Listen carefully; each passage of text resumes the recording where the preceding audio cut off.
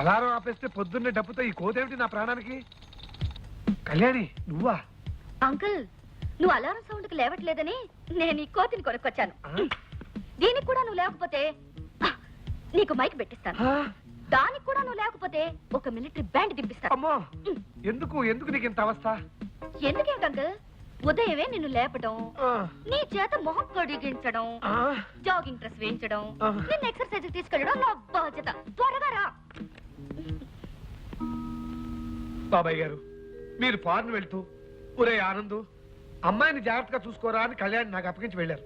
కానీ మీ కూతురేమో నన్ను పొద్దున్నే నిద్ర లేపి నా చేత పరుగులు తీస్తూ పిల్లి మొక్కలు వేస్తూ తెగడిపిస్తోంది. ఫోటోతో కబుర్లు ఆపు. టైం ఆరైంది, ఇంకా డాడీ దగ్గర నుంచి ఫోన్ రాలేదేమిటి? ఆయన ఉన్నది అమెరికాలో, ఇప్పుడు అర్ధరాత్రి అయి ఉంటుంది. బాబాయ్ గారు కాస్త బ్రాంతి వేసుకుని మంచి నిద్రలో ఉంటారు. ఏదేమైనా డాడీ ఈ టైంకి ఇక్కడికి ఫోన్ చేసే తీరాలి. తొందరే ఉంది, ఫోన్ వచ్చాక మాట్లాడి తీరిగ్గానే పెడదాం. అదిగో డాడీ ఫోన్ చేసినట్టున్నాడు, వెళ్ళు. Hi daddy, how are you? నేనేం చేస్తున్నానా, నా గార్డియన్ గా ఏర్పాటు చేసిన మహాన్ భావుడికి తిండి నిద్ర ఎక్కువయ్యాయి. అందుకే తాను ఒళ్ళు తగ్గడానికి నాతో పాటు ఎక్సర్సైజ్ చేయడానికి తీసుకెళ్తున్నాను.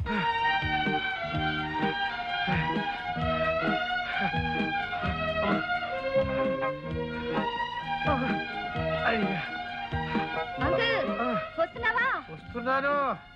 ఏమిటంత స్లో? నువ్వు అంత స్పీడ్ గా పరిగెత్తి వస్తాను. రా. 1 2 3 4 5 6 7 8 1 2 3 4 5 9 13 15 18 20 24 30. అమ్మయ్యా, ఇవాళ 30 చేసేసాను. ఇంటికి వెళ్ళి హాయిగా టిఫిన్ చేసేయచ్చు. అంకుల్, నువ్వెన్ని చేసావో నేను లెక్క పెడుతూనే ఉన్నాను. మర్యాద గొప్పచ్చే. కళ్యాణి, ఎందుకమ్మా నా చేత జంపింగ్లు జాగింగ్లు ఎక్సర్సైజ్లు చేయిస్తావు? నేనేమన్నా మిలిటరీ షిప్ అయినా? చక్కగా నువ్వు చేయి, నేను చూస్తాను. అదేం కుదరదు. నువ్వు నాతో పాటు ఎక్సర్సైజ్ చేయకపోతే టిఫిన్ భోజనం క్యాన్సిల్. ఈ రోజు ఇంకెంతకాలంలో నన్ను చిత్రహింసలు పెడతావు? వచ్చే నెలలో మీ డాడీ వస్తున్నారుగా, చంద్రపూడిలో ఉన్న మీ ఎస్టేట్ కి నేను తీసుకెళ్తాడు. అక్కడ ఏ కొండ జాతి వాడిని చూస్తే నీకు ఇచ్చి పెళ్లి చేస్తాడు. ఇదే నేను ఇచ్చే శాపం. స్టాప్ ఇట్ అంకుల్, నా కంప్యూటర్ కోర్స్ పూర్తి చేయాలిగా. నేను ఎందుకు వెళ్తాను? వెళ్ళంటే కుదురుతుందా? మీ డాడీకి పట్నం కంటే ఆ ఎస్టేట్ లో ఉంటేనే ఇష్టం. సర్లే, అక్కడ ఏముందని అంకుల్? ఏముందా, మీ ఎస్టేట్ చుట్టూతో అందమైన కొండలు, కంకికోన అడవి, కంబాల చెరువు, పోచమ్మ గుడి. ఎస్టేట్ ని మేనేజ్ చేసే మీ బాబాయ్ గద్ద ముక్కు పురుషోత్తం.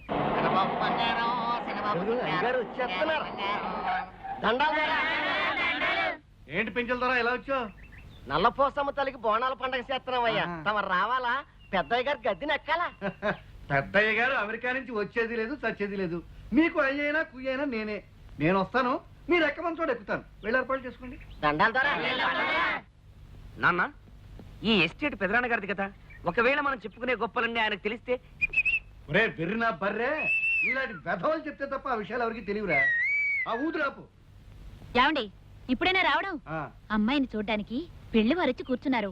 జాగ్రత్తగా మాట్లాడి ఎలాగైనా ఈ పెళ్లి జరిగేట్టు చూడండి. ఇచ్చిన బుచ్చి ఏం మాట్లాడాలో, ఎలా మాట్లాడి వాళ్ళని ఒప్పించాలో అంతా మనసులో ఉంది. నువ్వేం కంగారు పడుకుని లోపలికి పద.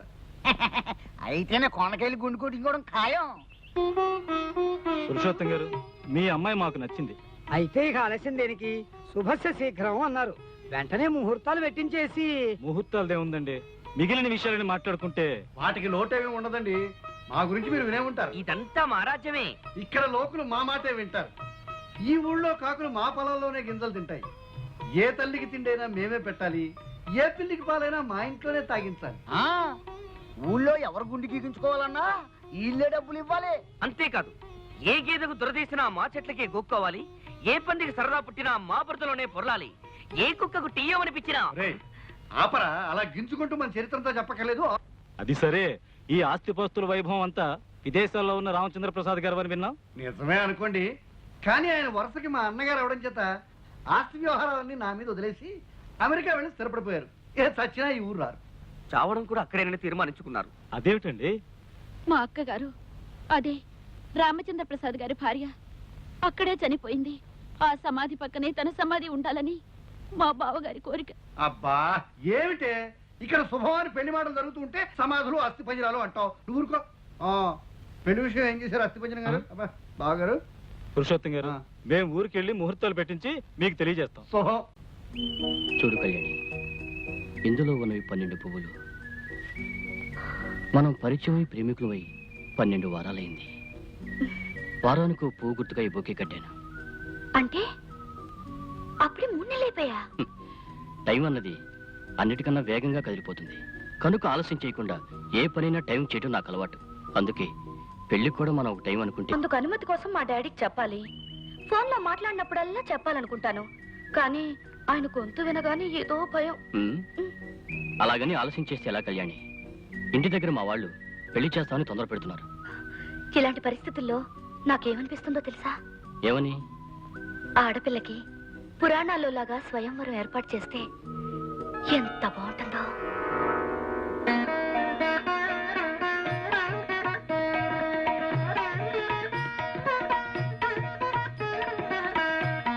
ఎవ్వరికి ఏమీ చెప్పక్కర్లేకుండా ఆ దండ తెచ్చి నీ మెళ్ళో వేసేదాన్ని. వేళాకోళాలు చాలు కళ్యాణి, వెంటనే మన విషయం మీ డాడీతో చెప్పు. ఏమిటి పెళ్ళా? అక్కడే ఫిక్స్ చేశారా? అది కాదు బాబాయ్ గారు, ఇదే సివిల్ విషయం కాదు కదా. కళ్యాణ్తో కూడా మాట చెప్పి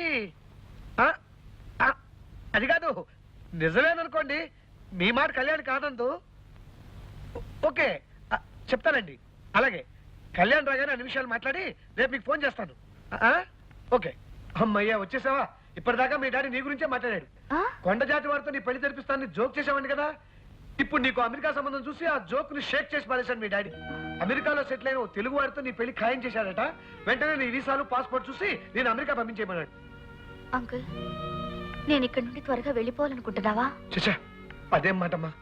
అనాథనైనా నన్ను చేరదీసి ఇంతవాణ్ణి చేశారు మీ డాడీ. అందుకు ప్రతిఫలంగా దగ్గరుండి నీ మంచి చెడ్డలు చూసే బాధ్యత నేను స్వీకరించాను. కానీ నీ మీద అధికారం నాకంటే మీ డాడీకి ఎక్కువ కదమ్మా. నీకు నా మీద బాధ్యత, మా డాడీకి నా మీద అధికారమే, కానీ నా మీద నాకు ఏ స్వతంత్రం లేదా? నువ్వేమంటున్నావో నాకు అర్థం కావట్లేదమ్మా. నాకు మాత్రం నచ్చిన మనిషిని చేసుకోవాలని ఉండదా అంకుల్? నేను గోపాల్ అనే అతన్ని ప్రేమించాను, పెళ్లి చేసుకోవాలనుకుంటున్నాను. ఈ మాట నేను డాడీతో చెప్పలేను అంకుల్. నా కోసం నువ్వు చెప్పాలి ప్లీజ్. హలో హలో, అది కాదు బాబాయ్ గారు, నేను చెప్పేది కొంచెం వినండి. అది కాదు, మీరు ఒక్కసారి కళ్యాణ్తో మాట్లాడి. హలో హలో, ఫోన్ పెట్టేశాడు. ఇంతకీ ఏమంటున్నారు డాడీ?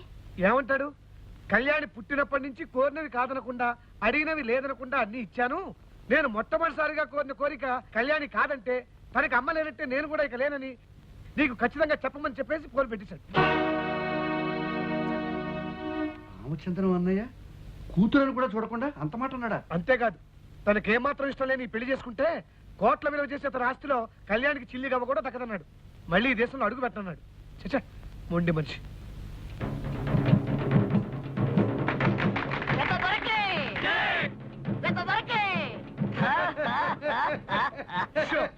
ఏమిటా వెర్రినావు?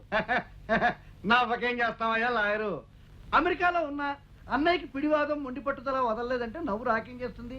మరి అమ్మాయి తన మాట వినకపోతే ఆస్తి ఆమెకి ఇవ్వకపోవచ్చు, తనకి నచ్చిన వాళ్ళకి ఎవరికైనా ఇవ్వచ్చు. ఇవ్వచ్చు ఇవ్వచ్చు. నిజంగా మా కళ్యాణి చాలా అదృష్టవంతురాలయ్యా. నీలాంటి చూడబోతుడైన కుర్రాడు దొరకడం అమ్మాయి చేసుకున్న పూర్వజన్మ పుణ్యం అనుకో. Thank you sir. నాకు కాస్త పని ఉంది, వెళ్ళొస్తాను. అలాగే బాబు. చెల్లెమ్మ సెలక్షన్ బంగారం కాదు మరి.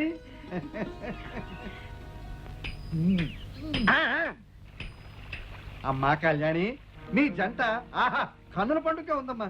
ఏమైనా సరే అతను వదులుకోకు. పెద్దలోటు వచ్చినా ఎదిరించు, తెగించు, తిరగబడు.